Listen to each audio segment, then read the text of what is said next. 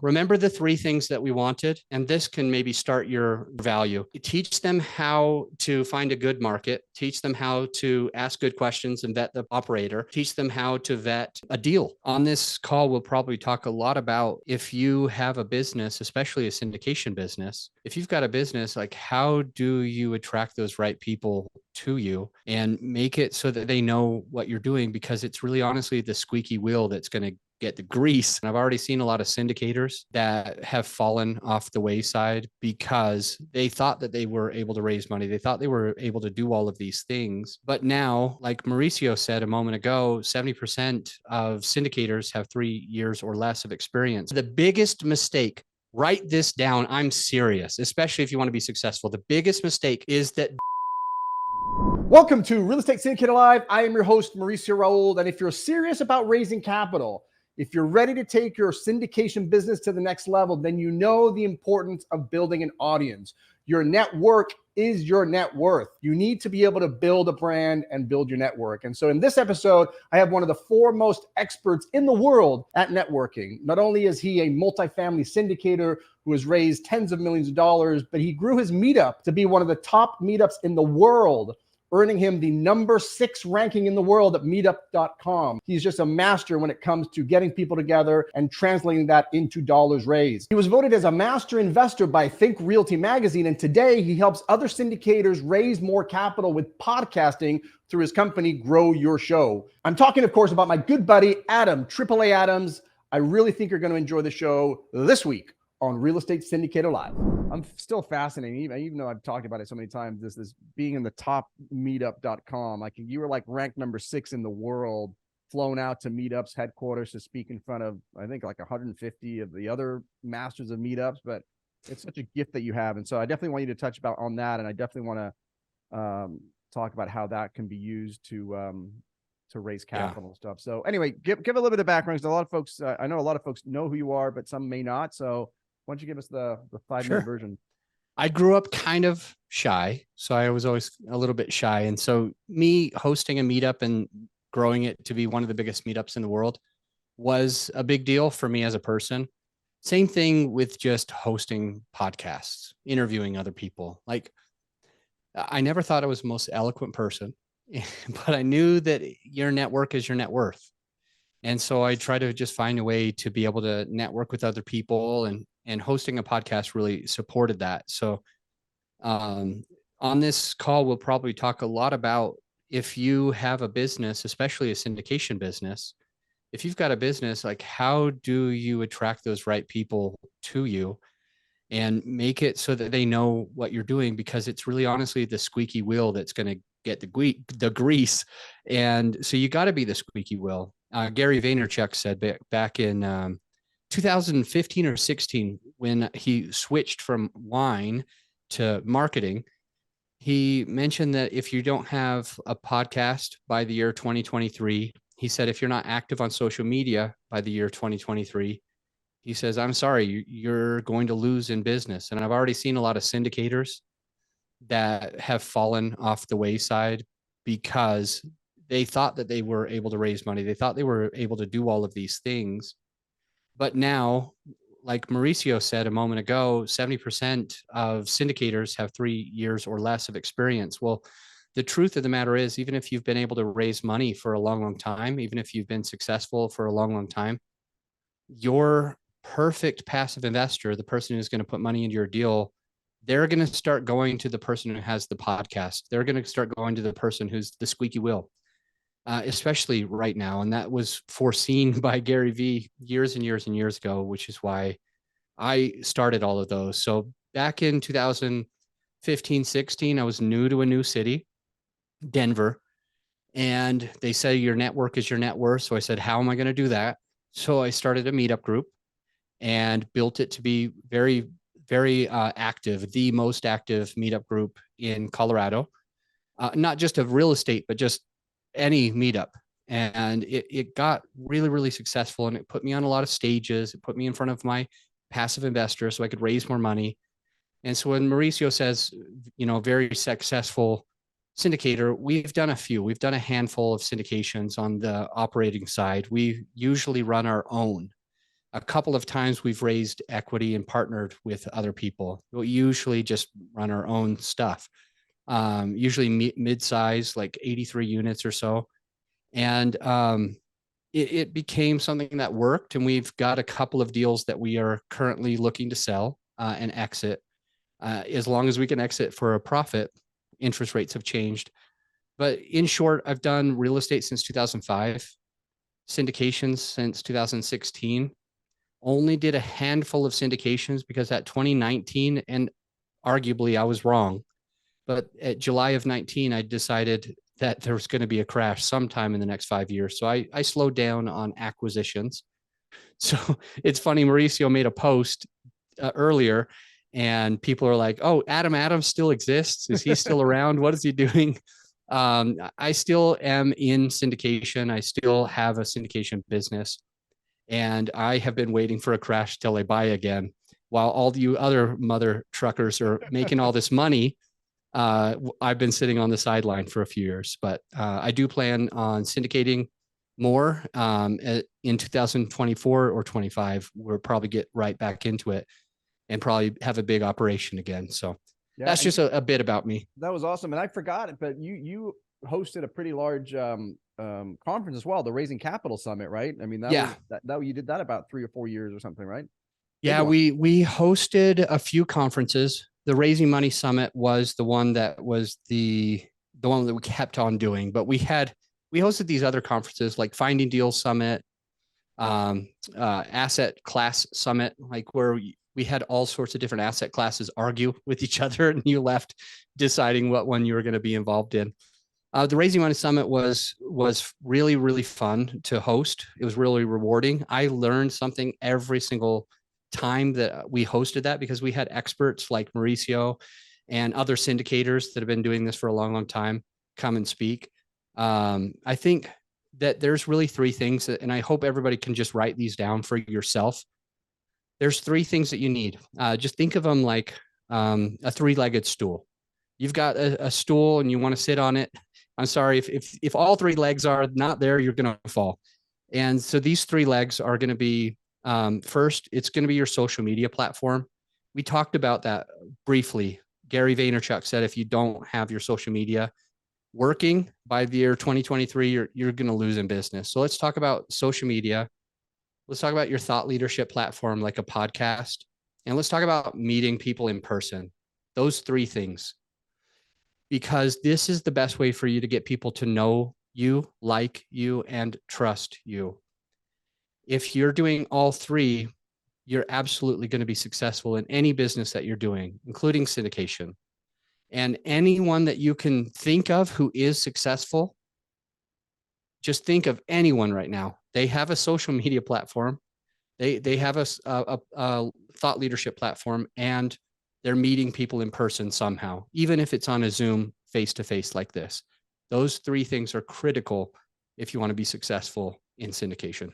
Yeah, and let's start with conferences, because one of the things I wanted to ask you was conferences, because obviously I think everybody here, I think I've seen most of you guys at a conference. Obviously, you guys go to conferences, but I think most people, and I'm in that category too, we're not super intentional about the conference. We just kind of show up to the conference. We've got our business cards. We just try and talk to as many people as we can, exchange as many, business cards, and then we mass email everybody at the end of the conference.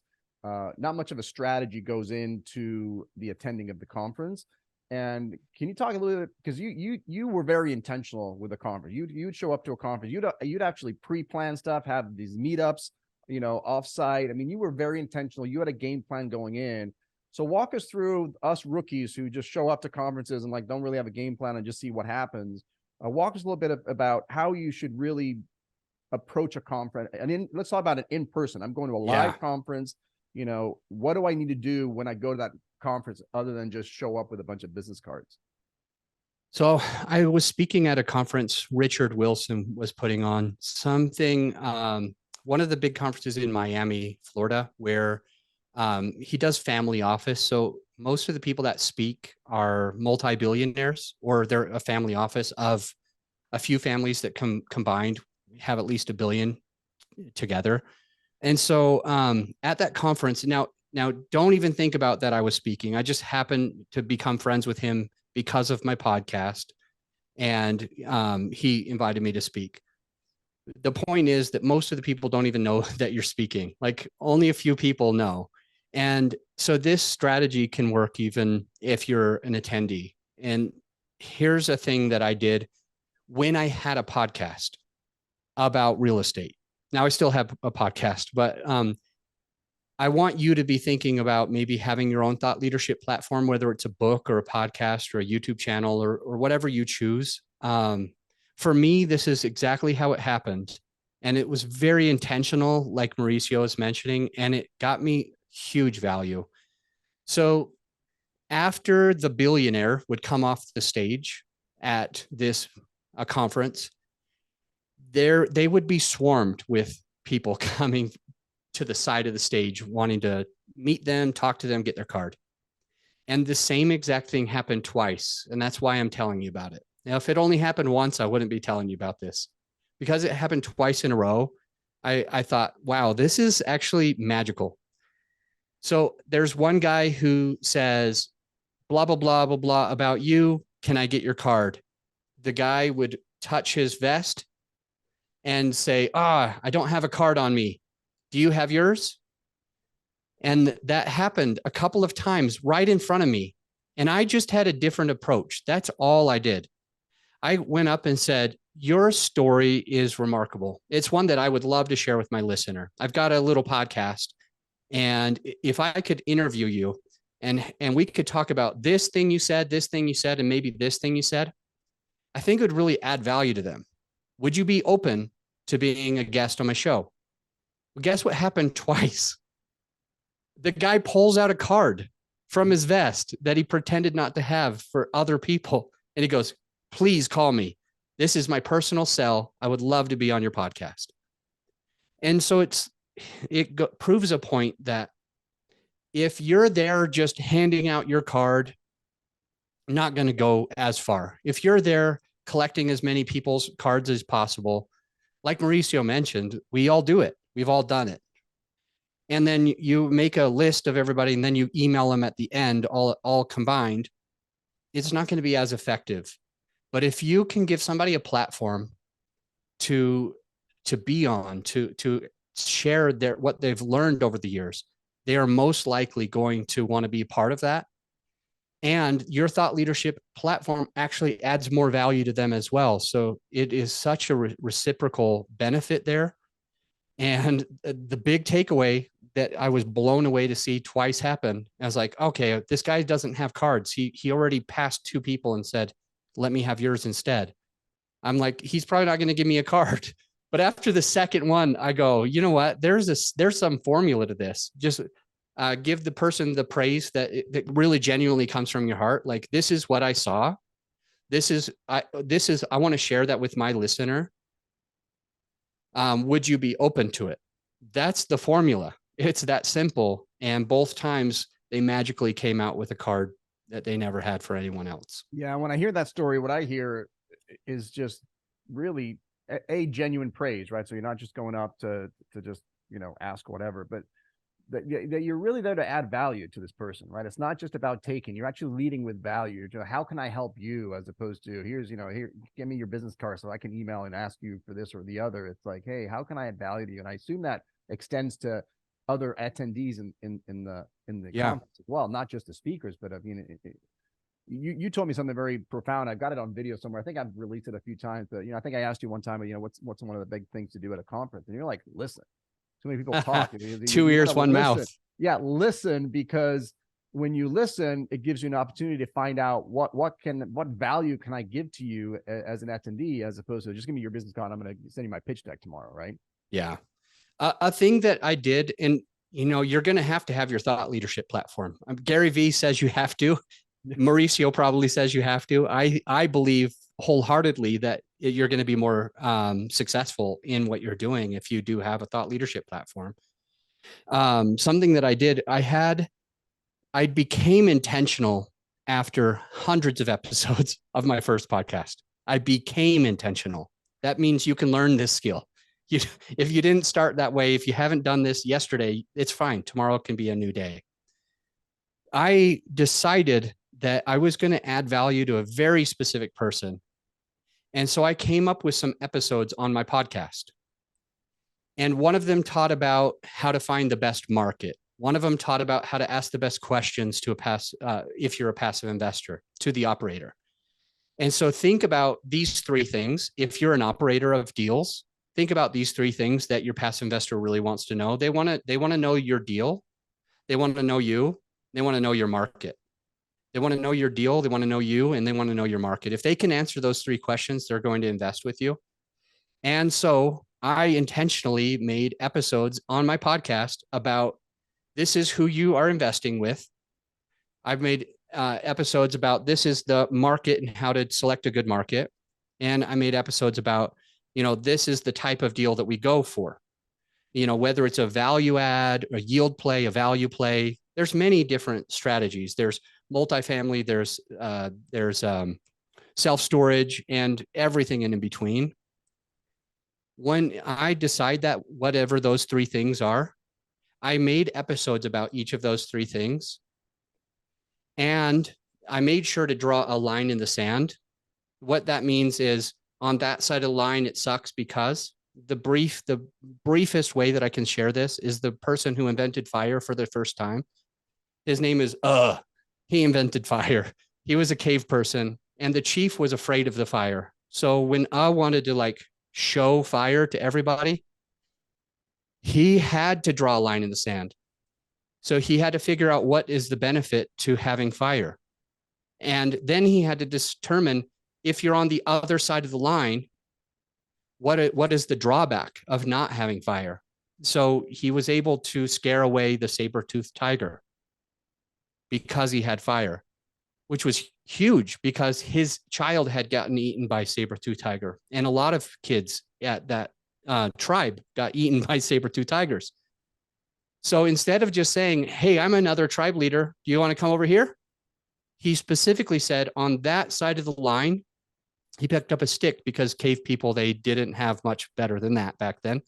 He drew a line in the sand and he said, on that side of the line, your kid's getting eaten by saber-toothed tigers. On this side, they're safe. Now I see a reason why I follow this person. So when I picked those three intentional things, one about the market we're in, one about the type of deals we do, one about us, I made every possible way to show the difference between that side of the line and our side of the line. For example, here's some markets that are available. I saw syndications coming in from all of these people this week. And these people were in this market, which I would never be in that market because X, Y, and Z. This other person put out a deal and my passive investor left me for them. But when I looked at it, I found out that they used a reversion cap rate of 5% when it's really going to be 7%. And so they're really losing $7 million of value. And so you got to put these things out. This is what it's like to invest with somebody else.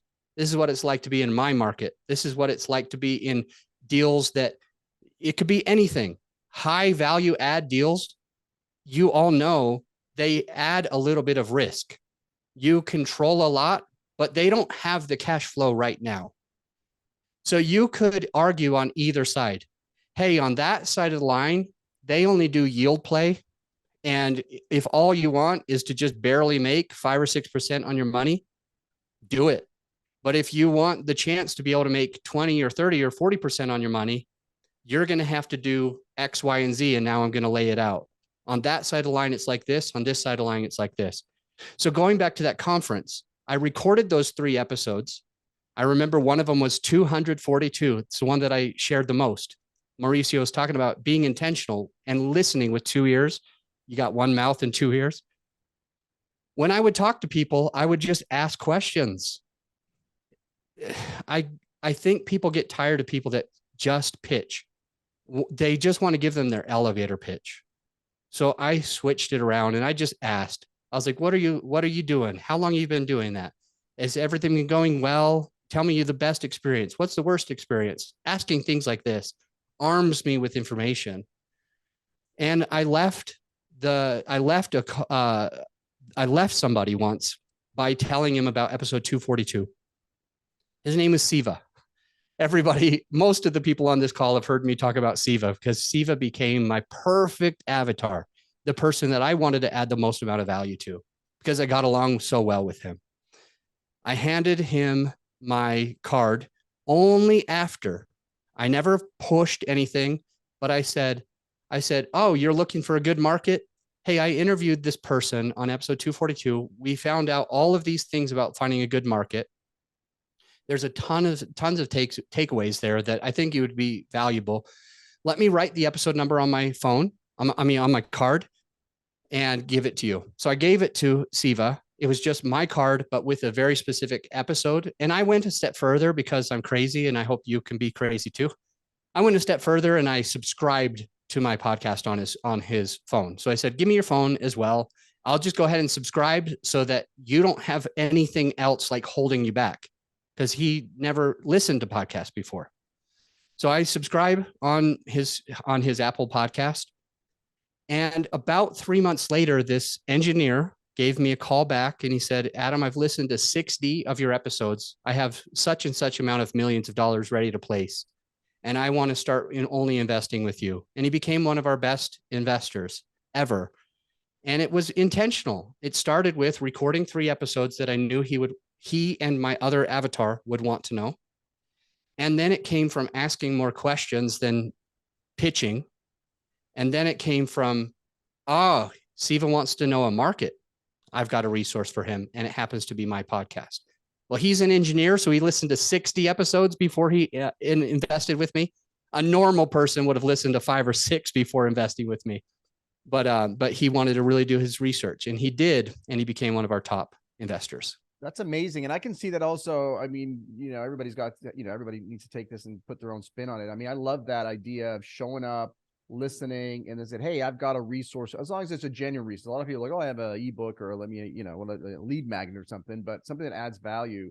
But for you then to, when either give them a business card with the number, or love your thoughts on this, Adam, but actually when you email them right after the conference, because that's what I usually do, instead of just saying, hey, a lot of people don't even say anything. It's just like a mass email, but to have a very specific email. Hey, Siva. Hey, John. Great meeting at the conference. I know you had these, remember we talked about these concerns you had on this market or this asset type, whatever. Here's the link to the podcast, or here's a link to my LinkedIn profile, or here's the whatever that gives you that value, right? It's all about giving value, as opposed to just like, a lot of times I go to conferences and like the next time I hear from somebody, it's somebody pitching me a deal. Like the next time I hear somebody, it's like somebody's sent me the business plan. And they was never a welcome, hey, great meeting you. But having that specific value, any thoughts on following up with the email versus putting the card? You are crazy. You're grabbing their phone and probably subscribe to all your social channels or whatever.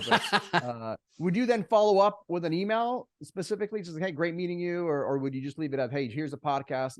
I just deposited that seed, and you do that with 100 people. And that's and a few of them are going to really resonate. I think I want to answer that in two ways. I'm more of a person who would call than email. I'm dyslexic. Honestly, I just don't like to read or write that much. So for me, it's going to be more natural to give a call or something, to add them on Facebook, to do like a voice memo to their Instagram or Facebook or something like that. But I'm more likely to just call them than I am to email them. I personally hate getting emails because I'm dyslexic. I don't want to read them. But if I just give somebody a call, I think it works a little bit better. And the real truth is, usually you just don't want an agenda. Sometimes you've got something going on. Maybe you have an agenda like on a rare occasion, but ultimately, if I was following up with Siva, I would do it by a phone call personally. And I would, if I offered him a piece of value, like listening to my episode or anything else, then I would give it to him with these words: let me know what you think about it. I would definitely write that down. Yeah. There's so much brilliance in saying, let me know what you think about it. The best piece of the psychology is that they're more likely to listen to that episode intently. They're more likely to even listen to it in the first place. And they're more likely to focus on it and give their time and attention to it. because they're expecting that they're going to give you feedback. So here's the piece of value. Let me know what you think about it. But if I was doing this on a phone call, I would try not to have an agenda. I would just say, Siva, I just wanted to follow up with you. It was really good to connect with you. And I might even say, hey, you told me you liked Cabernet. What cab do you like? What type of cab do you like the most? Do you like it from California? Do you like it from France? Do you like it from this place or that place? And then just send him a bottle. Like, it sounds ridiculous because most of us, we want things to happen very, very quickly. But I never was that person who just wanted it to become quickly.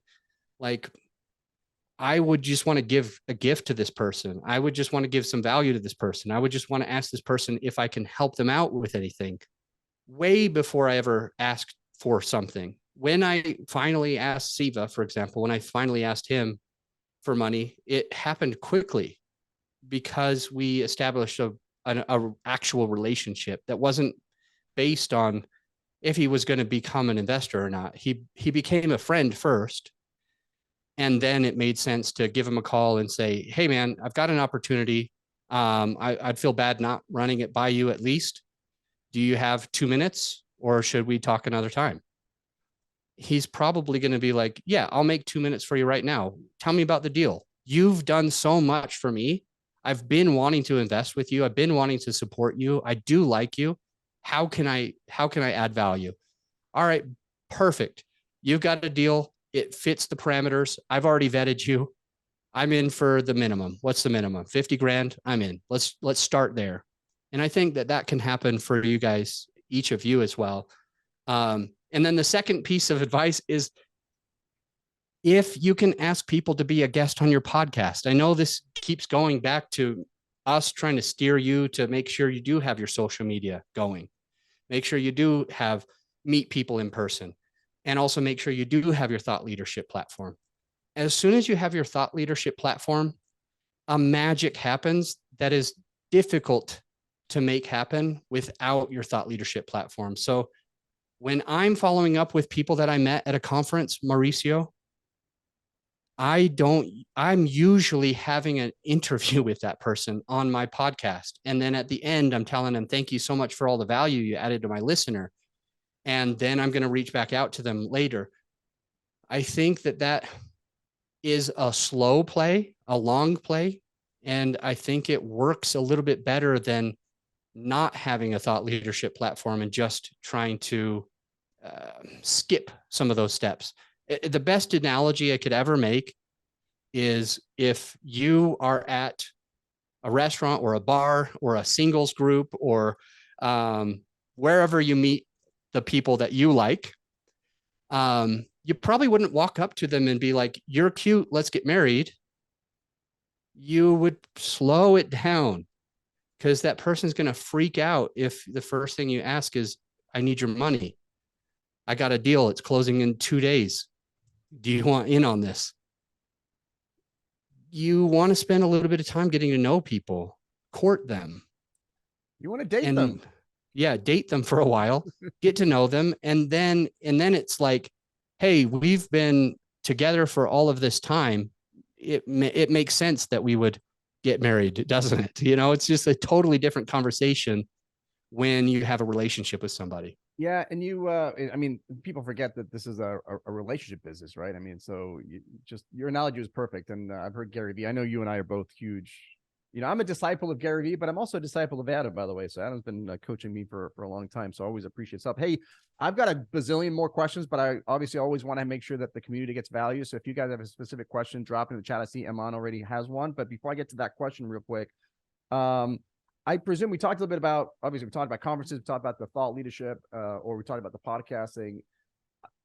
I got to believe, and actually I rely on this a lot, that if you have that platform, whether it's a podcast, whether it's your LinkedIn, whether it's Facebook, whatever your social media platform or podcast or YouTube or whatever it is, that already gives you a huge advantage when you show up to the conference. Because now you're showing up as a conference, somebody's already kind of seen you. They may not know you personally, but they know of you, as opposed to coming up with, this person's coming up to talk to me, I have no idea who this guy is, versus, hey, aren't you the guy with the podcast? Hey, I've seen your stuff on LinkedIn. Hey, I've seen that's got to give you a huge advantage because you've already put a lot of the grunt work into it before the conference and you're not showing up cold. Yeah. I was sponsoring a podcast conference. I have a company that I started in 2019 when I slowed down on syndication. I think we talked about that a little. So it's called Grow Your Show. It's just a podcast agency. And one thing I got lost in the reason why I was telling you that. It was everything what Mauricio was just saying. There was like a total reason why I was going the credibility that you get by having so I was sponsoring this event, a podcasting event. And I think there was 6,000 people there. Huge conference. And I know this might not sound impressive, but about 200 people knew me. And I'm like, what the heck? Like they came up to me and out of 6,000, that is a very small fraction. But I couldn't like understand how so many people knew me in the space. And it comes down to, honestly, it comes down to how you use these things, how you use your Instagram, how you use your LinkedIn, how you use your podcast, to how you use there was a thing out for a long time, Clubhouse. It's not as popular today, but when getting into these social media platforms, it's really the way that you use them. And we had somebody write down Go Giver. When you can use these as the Go Giver, Mauricio being an advocate of Gary Vee, jab, right hook, Gary Vee always says, add value, and then you can ask for something. So for me, like to get 200-ish people like already know me and be like, oh my gosh, it's the Adam Adams. And it's like, oh, I'm finally meeting you in person. I listened to your podcast or hey, I've been seeing you on social media, or everybody talks about you or your company or whatever it is. These things happen by being intentional at every step of the way. When we're just kind of like doing it or having it, it's not going to get the same type of value that if we think about it and like reverse engineer the process of like, how do things happen? How have things happened for other people? And how can I organically, I have to quote that because you're doing something intentionally now, but how can I organically make that happen for me? And it has happened for me in the real estate space, like more than you would ever know. I could never go to one single real estate conference without knowing a couple dozen people. At most likely, if I'm in a real estate conference, they're going to know me. It just surprised me that it happened so fast at a podcast conference. Yeah. And it's such a huge advantage because instead of them just meeting you for the first time, I mean, as you know, for somebody to know, like, and trust you, I mean, it takes several touches, right? Or several interactions. And so if that conference, instead of being the first interaction, is an interaction number 17, because they've seen, watch your videos, listen to your podcast, watch you on LinkedIn. Now you're on number 18, and there's a follow-up call 19. Then they're on your podcast 20. I mean, it starts to happen much quicker. We've got questions that are starting to come in, so I wanted to get to those, Adam. Amon was asking, do you have any criteria for guests that you interview based on experience, or how do you go about figuring out who gets on your podcast and who doesn't? It depends on your podcast and your avatar. So like whenever you create your podcast, you're gonna do it with the first thing in mind, knowing who your perfect listener is. And so like, for example, Siva might be my perfect listener if I had a real estate podcast. And now I think about what he wants. So the criteria goes toward, how do I serve my podcast listener? How do I help them go from this step to the next step? And that's all you got to worry about. How do I get them from this step to the next step? So the biggest mistake, write this down. I'm serious, especially if you want to be successful. The biggest mistake that somebody in your space, the syndication space, has ever made is that they add value to other syndicators. And they completely missed the boat for their passive investor that they wanted to add value. So they go and they have guests on where the guest teaches, how do I find a deal? The guest teaches, how do I do the deal? And not only that, and I don't believe in being scarcity mindset. I don't believe in that. It's going to sound that way. But not only that, you also are adding the competition too when you are having other syndicators on your podcast teaching how to syndicate. Now if you even have a passive investor listening, now they have more options. Now they have more people to trust. And they're also not getting the value that they're looking for. Remember the three things that we wanted, and this can maybe start your value. Teach them how to find a good market, teach them how to ask good questions and vet the operator, teach them how to vet a deal. If that's the content and it's for your passive investor, like let's just pretend and assume that you want to attract passive investors, you have to add value to a passive investor. And so when it comes to me and the people that I have on, I would probably have mostly passive investors, people that want to be a passive investor and they have questions for me. So I could host a podcast and I could say, hey, you've never done a passive investing. I bet you there's a lot of things holding you back. Can we do a reverse interview where all I do is I just help you? It becomes recorded and helps a lot of other people, but I help you for free. I answer all of your questions for free, and my listener also benefits. So there's having somebody on that's never done a passive investment, but they want to. And then there's also having people that have passively invested in your deal. So you could even ask them questions like, what were you scared about and how did you overcome it? Because now the listener follows their way. They're like, I was scared about that too. I'm going to overcome it. And now the next obvious thing is I'm going to invest with this person as well, because that's what the guest did. So you can have your own passive investors on as guests, or you can have other successful passive investors on your show. Also, like Mauricio, you could have him on your show because he helps passive investors in a lot of ways. He creates the documentation. Sometimes the documentation is written on your behalf and not on your passive investor's behalf. And it would be nice to be able to ask questions like that. You probably wouldn't have a lender. It'd probably be ridiculous for you to have a lender. You probably wouldn't have another syndicator teaching you how to find a deal or how to raise money, because your passive investor doesn't want to raise money. They already want to passively invest. So that would be the criteria. It would be, how do I add value to my passive investor? How am I asking the right questions? How am I getting the right person on my show that adds value to that person? And you can sneakily, if that's a real word, sneakily. I like it though. Let's make it a word. You can also invite people that would be a good person for you to work with. So for example, I've had passive investors on my podcast, even that multi-billionaire that came off. I've had those guys on my podcast, and I've asked questions like, what do you look for in a market? Why do you look and remember, 2 ears, 1 mouth. And toward the end or on a different call, I can say, hey, I remember you came on the podcast and you said something about wanting to be in Atlanta. Well, I have some business partners that found a deal in Atlanta. A, I'd love to show it to you just to get your thoughts. And B, if you are open to, if you have some capital ready to place, would love to work with you on it if it's something that meets your criteria.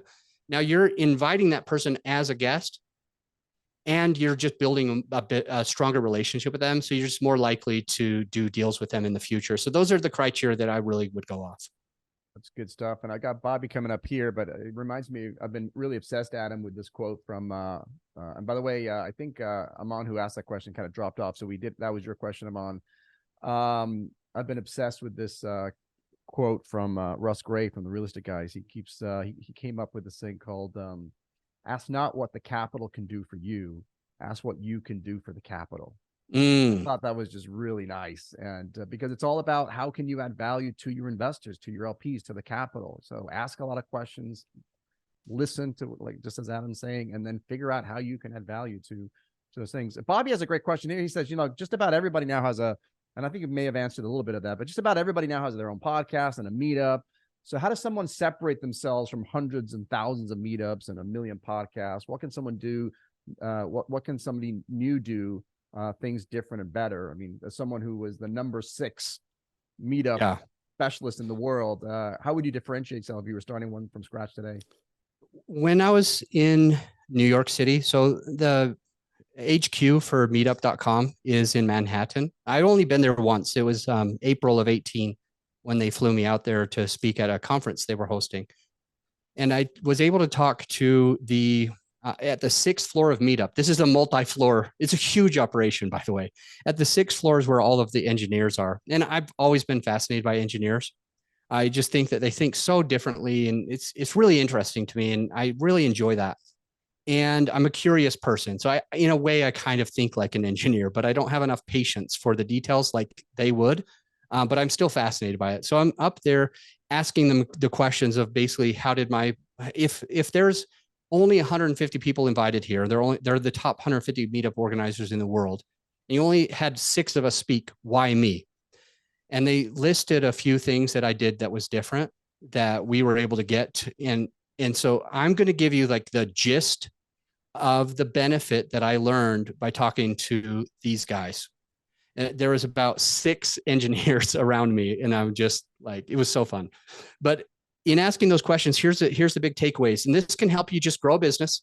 This can help you grow a podcast. It's going to help you grow your social media platforms. And certainly, like it did with me on Meetup, it helped me grow the Meetup. And the biggest thing is you want to draw your line in the sand. We mentioned that. You want to understand what's different about you and others. So when I had a Meetup group, I decided to have a lunch Meetup group. Why did I do that? Well, I personally just had a hard time getting to the 6 p.m. meetups because I had kids. And with my children, I was doing, getting them ready for bed, doing homework, feeding them, and all that kind of stuff as soon as they got home from school. And I wouldn't even be able to relax until they were in bed. And so that was way after the meetup. So I just decided to start something a little bit different. But when I did it differently, I decided to draw my line in the sand intentionally. So when I showed the difference between any other meetup and my meetup, I would explain the difference and I would say the reason why. Every time you say the word because in a sentence, the things after you say because have more weight because it's the reason why the one thing is happening. So I did that. I would say, there's a ton of great meetups out here in Denver. This is where I live. There's tons of great meetups out here in Denver. I think you guys should be going to as many as you can. There is one reason why we meet here at lunch and not in the evening when everybody else meets at the evening. And now I just draw my line in the sand and make it different. In the evening, you get a lot of newbies. I found out, and who agrees with me? Get a show of hands, get some activation. Who agrees with me? It's about 90% people that have never done a deal in these evening meetups. Now look around you right now. I only want you to raise your hand, and this is what I would say in my lunch club meetup. I only want you to raise your hand if you've legit done at least one deal that's not your primary residence. It can't be your own house. And then I get people to raise their hand, and almost everybody raises their hand. Maybe there's one person that hasn't yet done a deal. And I say, look around. And then I go, that's why we meet at lunch, because I want the people that are actually doing deals. I want to network with people like you. And then I'll go through another thing that I do differently. Everybody else charges $300 per year or $20 per visit. Well, I just made mine free. So I said, hey, you know how every other meetup costs like $5, $10, $20? They might even have an annual fee. They're like, yeah. Like, the only reason why I don't do that, this costs me a ton of time. It costs me a ton of money. I'm out here every week. I've got the projector. I've got the screen. I'm planning all of this. I'm flying people in. Do you know why I don't charge you guys? They're like, no, seems weird. Now that you've told us that you are investing time and money, we don't know. And I say, because I get enough out of just doing deals with you guys. One of you, I point to the back. Mike just invested with me on my passive deal over here. He's going to be doubling his money, or I shouldn't say that in front of Mauricio. I should. He's going to be doubling his money in the next 5 years by being a part of that. That helps him, and that helped me too, because I'm able to close on this deal, and I made an acquisition fee of $300,000, $300,000 I made because I could close on that deal. And there's people in this room that are part of that. I want to work with you guys. And I might tell stories about other things that have happened. So draw your line in the sand of anything you did different. Why are you free? Why are you expensive? Why do you meet at lunch? Why do you meet every single week instead of monthly? Hey, everybody else meets monthly or quarterly. But I found that it takes 6 to 13 times in order to start trusting other people to do deals with them. Who in this room wants to do deals with other people here in this room? Everybody raises their hand. I want it to be easier for you. And that's why I do the effort of making sure this happens every single week, because in just a month and a half, you might be doing deals with the guy sitting next to you. But if you go to those other meetups, it's going to take you a half a year just to do your first deal. So everything that's different, you draw a line in the sand. Every single thing that you do different, there's a reason why you do different. So that I hope that helps. That's great. And by the way, when he says free, I remember you would do meetups. First of all, just give me a quick anecdote. I mean, Adam would do a meetup somewhere like 100. He'd do it at a bar. 150 people would show up, and it'd be like free drinks and free drinks and free food. And it's like he's paying for it. It's like it's free, but it's not free. I mean, Adam was paying for it, and everybody's like, "Oh my god, I got this drinks, a free drink." And I remember giving out like the little raffle tickets so people can buy and have a drink or 2 drinks or whatever it is. But the way you explained it, I mean, it's not like it's a lot of people sometimes say, "Oh, it's free, it must not be valuable." No, it's so valuable that, I'm putting in all of this effort. And I just remember your meetups being amazing, but it's just that intentionality. Again, I don't know if that's a word, but there's one meetup. You would do that at the event. You can't just show up to the event and like, "Oh, I'm going to do a meetup." You would plan it ahead of time and say, "Hey, I'm doing this event here, and I'm going to find a restaurant at the same time or at that evening." And there was just they were amazing meetups. We did one in Plano around Michael Blanc had me on stage, and Mauricio was there too. Yeah. Michael Blanc had an event July of 19, I think it was. Yep. And I hosted like a thing, and I marketed as heavily as I could. And I didn't tell anyone that it was going to be free. I didn't want people to come because it was free, but I ended up paying for everything, and I'm pretty sure it was more than $6,000. Pretty sure. Sounds like a ton of money, but to me, it was an investment. To me, it was an investment. I had well over 100 people there. They were full of the most amount of food that they could have. They had as many drinks as they wanted. And I easily made $500,000 easily from that one event. I clearly know that one of the attendees there paid me a week later $42,999 to work with me for a year. One of those people just a week later paid me to do some consulting for his for their social media. It wasn't Mauricio, but I think Mauricio was there as well that day.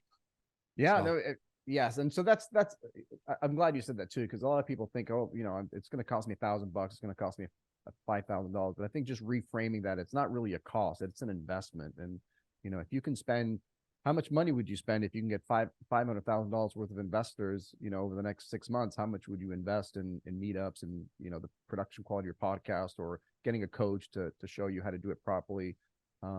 It is an investment more than anything. 100%. Buddy, I'm already going over the time I promised you. Do you have time for? I got one more question in the group. I wanted to. I have time. All right, cool. At your meetups, do you invite passive? So, as a syndicator, at your meetups, did you invite passive investors rather than GPs?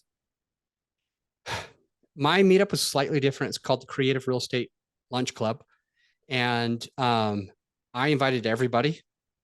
This isn't the advice that I'm giving you on today's call, though. On today's call, I want you to be intentional. But to answer your question, I would invite everybody. So I would get a fix and flipper to teach how to get a real good scope of work so that you don't go over cost. And then I would call all of my friends. This is how I'd market, guys. I would market by calling people individually. So I'd call all the fix and flippers, say, "Bro, you've got to come here. This fix and flipper has been doing it for 6 years straight. He's done over 300 fix and flips, and he's perfected his scope of work.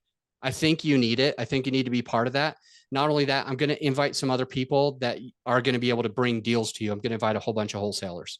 So I make individual calls to lots of fix and flippers. Then I made individual calls to lots of wholesalers. And I said, the cream of the crop's going to be there.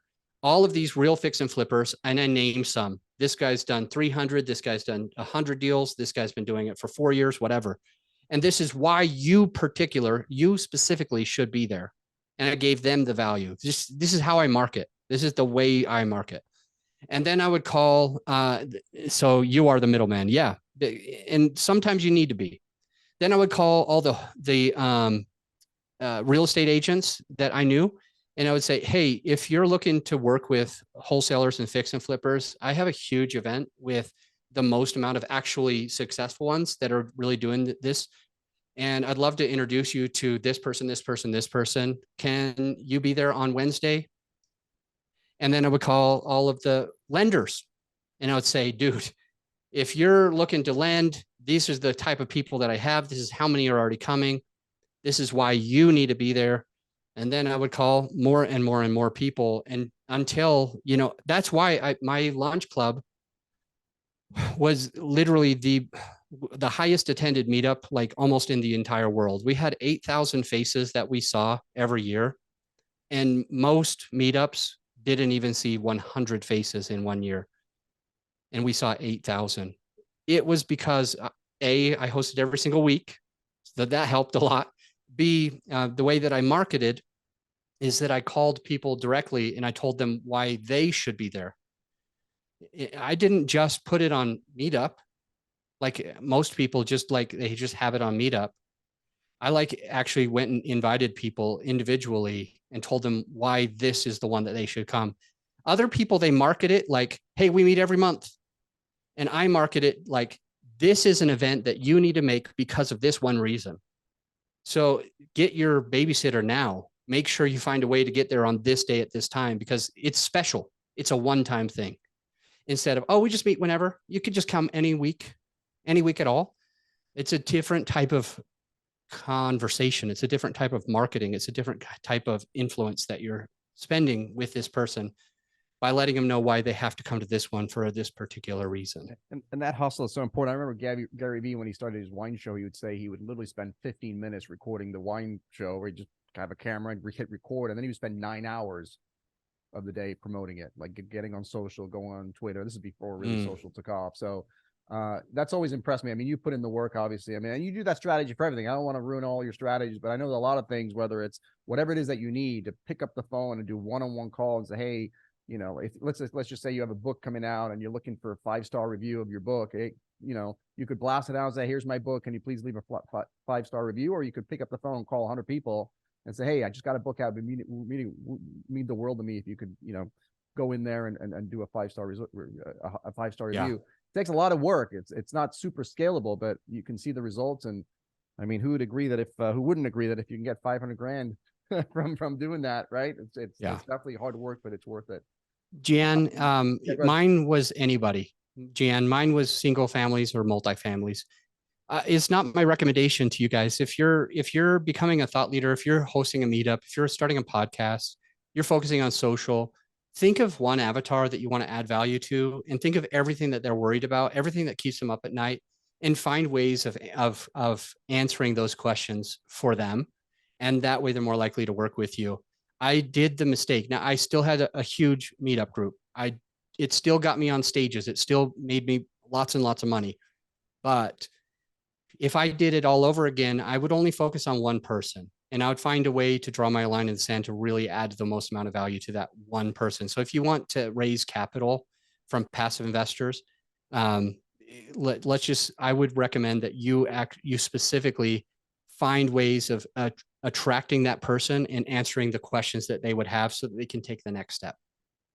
I have one last question, Adam, and I think you've already answered it, but maybe this is a good way to maybe encapsulate, kind of summarize, or maybe give us the top 3 of all this stuff. I was going to ask you if you had any advice for somebody who was just starting out as a syndicator and all this stuff. And obviously you've been giving us advice for the last hour, but if you were brand new, you literally just went to some event or you're part of a coaching program and you've never done a syndication before, but you want to go start meeting people, start getting into relationships.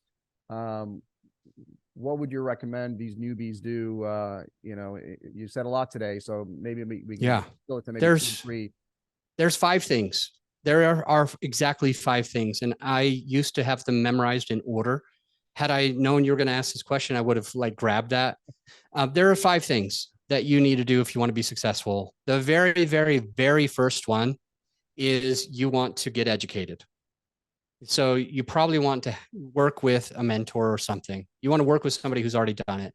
You are going to pay somehow, either pay by failing or pay by learning every failure that person has ever had. So you probably do want to work with a mentor.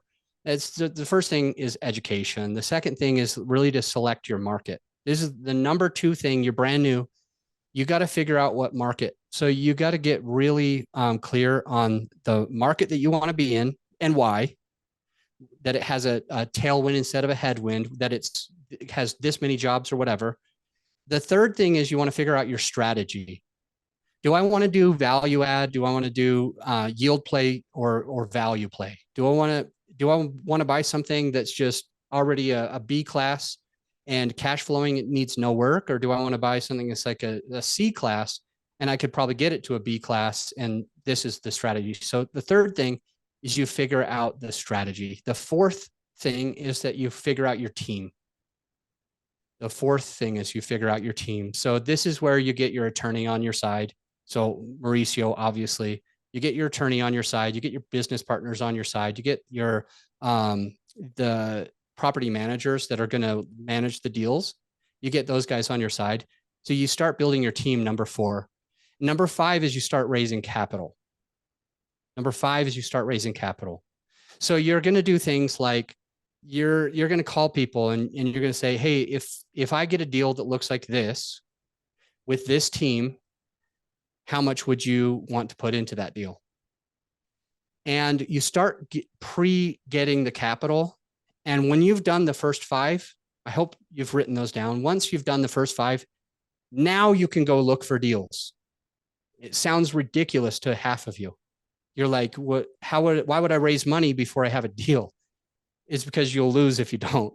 So the 6th thing, after you've done the first 5 steps, now you can go start taking brokers to lunch, or you send your letters or whatever. But those are the 6 things, if you're brand new, in order, that you really need to do. That's awesome, buddy. I'm starting to kind of drop some of your links there in the chat so people can find you. But what's the best way that people can find you? Where do you want me to point them to? How can you add value in addition to the immense value you've already provided in this 1 hour? I really, really appreciate you spending time. I know you're busy, but where can people find you? I'll try to be, so to hone it in, my social, Adam AAA Adams, Facebook is an obvious place. I love connecting with people. You can always ask me questions in the DMs there. I'll give a lot of stuff for free. If you're looking for learning how to do a podcast, I have a podcast called The Podcast on Podcasting, or you could just type in Adam Adams and the podcast on podcasting will come up. And that's a bunch of free value that you can get if you do want to be a thought leader. And if anybody's looking to hire us, it's growyourshow.com. So that's awesome. And I would encourage you, actually, Adam, I think I've seen you there. And if not, we'll get him in, but I'm pretty sure you're already in the community. So if you guys have additional, just like me, like if you got questions for me, just get into the Real Estate Syndicator community. I'll put the link down there too, but just ask your question there, because, you know, Adam can answer it there. I can answer legal questions, and it's just an amazing community of syndicators. So you can always get answers from a bunch of other people. Adam, my friend, thank you so much for adding a ridiculous amount of value, and I know everybody on the community appreciates. Let's give everybody a virtual clap for my good friend Adam AAA. We didn't even get time. I wanted to talk a little bit about the fitness and how that's impacted your life. I know you've gone on a fitness journey over the last 5 years. I was joking before that I think all of the excess body fat that you had in that video, you transferred it over to me, which I don't really appreciate, but now I got to figure out how to transfer it to somebody else. So I know you've that's, I know, being a big impact, but maybe we'll have you back again and we'll do another episode talking a bit about bigger things. But Adam, appreciate you, my friend. Always good to see you. And thanks everyone. And we'll see you guys next week, same time, same channel. If you'd like to join us live on these episodes and have a chance to get your specific question answered, you can simply go to realestatesyndicatorlive.com and register to be live on the show. Hope to see you then.